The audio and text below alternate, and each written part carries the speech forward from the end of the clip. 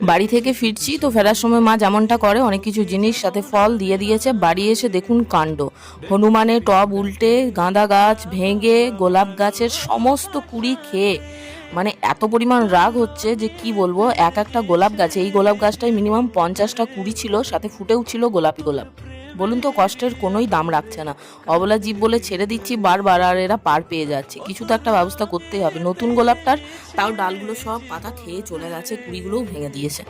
এবার কি করব, কিছু করার নেই। গাছগুলো বেঁধে ঠিক করে জল দিলাম গাছের মধ্যে। জানি না আদৌ আবার 6 মাস লাগবে ফুল আসতে, মোটামুটি কুড়ি বা ফুল আসতে।